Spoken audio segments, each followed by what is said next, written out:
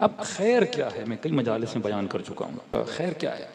کثرت مال شاید کوئی سمجھے بھائی میں اہل بیت کو مانتا ہوں، نظر و نیاز کرتا ہوں، اللہ نے رزق مجھے بہت زیادہ دیا. کثرت اولاد، اللہ نے بچے مجھے بہت دیے ہیں. بعض مومنین اتنے مومن ہوتے ہیں دعائیں کرتے خدا مولانا اولاد نہیں ہے مجھے اولاد عطا کر. ہو سکتا ہے بعض لوگ صاحب اولاد ہوں اس کا مذاق اڑائیں کہ جناب میرے پاس میری زندگی میں خیر ہے، تیری زندگی میں خیر نہیں کیونکہ تیرے پاس اولاد نہیں. شاید کوئی کروڑ پتی ارب پتی کسی فقیر کو کہے تیری زندگی میں خیر نہیں، میری زندگی میں خیر ہے. ایسا ہوا ہے، میں نے دیکھا ہے.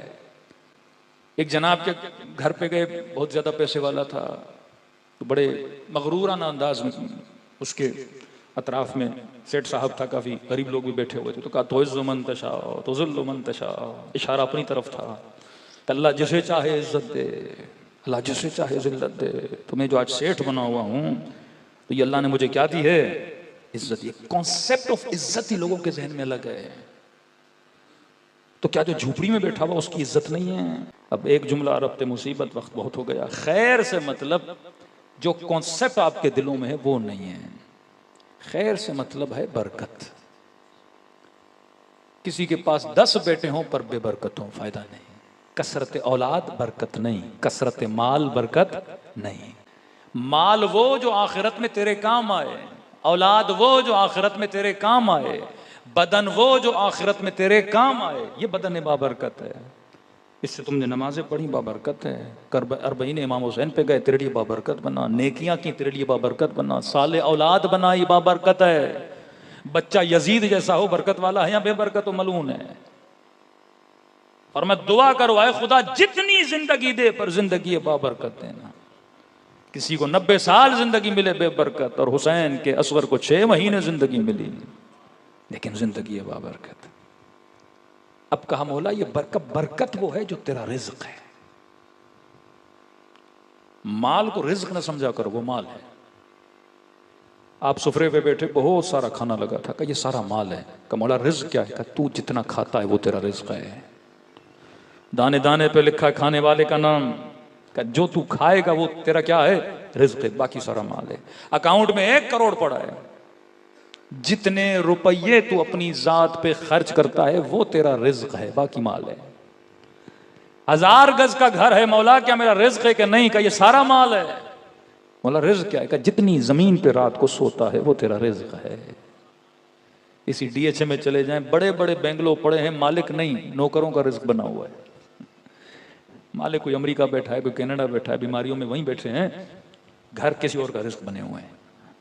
اب کہا کہ مولا اپنے مال کو اگر رزق بناؤں تو کیا کروں؟ خالی کی سیرت پہ چل. کیسے؟ کہا 1 روٹی تیرا رزق تھا، گھر میں ہیں 10 روٹیاں، کھائے گا تو 1. شوگر کے مریضوں کی مثال بڑی اچھی دیتا ہوں. اللہ نے رزق رکھا تھا پوری زندگی میں 100 کلو چینی کھائے گا، اس نے جلدی جلدی کر کے کھا لی، شوگر کا بیمار ہو گیا. ڈاکٹر نے کہا اب کھاؤ گے تو مرو گے. اب چینی پڑی ہے، کھا نہیں سکتا کیونکہ اس کا رزق نہیں ہے، مال ہے. اب کا مولا مال کو رزق کیسے بناؤں؟ فرمایا جو تیرے نصیب میں تو کھا، جو تیرے نصیب میں نہیں اسے دے جس کے پاس نہیں.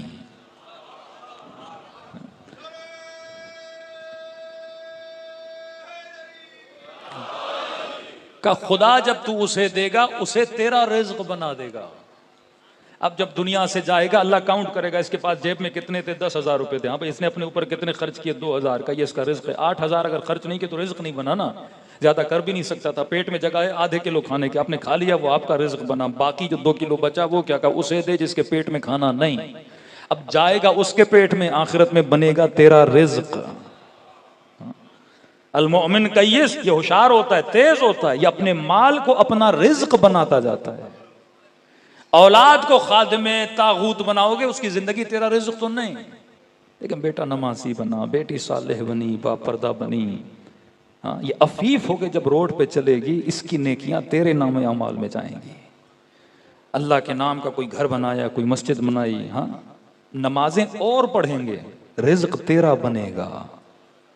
پلاٹ آپ نے لیا، آپ نہیں نماز پڑھ رہے ہیں، دنیا سے چلے گئے، دوسرے آ کے نماز پڑھ رہے ہیں، رزق کس کا بن رہا ہے؟ آپ کا بن رہا ہے. کوئی اچھی کتاب لکھی پڑھے گا کوئی اور، رزق کس کا بنے گا؟ آپ کا بنے گا. عقل مند بن، اپنے مال کو رزق میں بدلنا شروع کر دے. جب زندگی اس طرح بن جائے یہ خیر کثیر ہے. خدا اسے کیا بنا دیتا ہے؟ خیر بنا دیتا ہے۔